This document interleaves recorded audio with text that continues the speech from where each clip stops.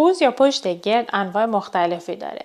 یکی از انواع شایعش که بیشتر توی جوانان اتفاق میفته به علت پاسچر نامناسب یا همون ضعف یا عدم انعطاف یک سری از عضلات صورت میگیره. نوع دیگهش به دلیل آرتروز یا پوکی استخوان توی سنین بالا اتفاق میفته که برگشت پذیریش کمتره. ولی به صورت کلی میشه با ورزش منظم، ورزشایی مثل پیلاتس که باعث انعطاف و قدرت عضلات میشن و همچنین به علت موبیلیتی، افزایش موبیلیتی مفاصل میشه از قوز جلوگیری کرد.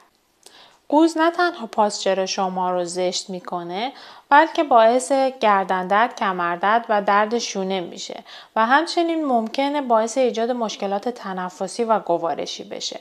پس اگه پشت میز میشینید یا احساس میکنید که پشتتون داره گرد میشه، حتما به فکر باشید و ورزش منظم رو شروع کنید.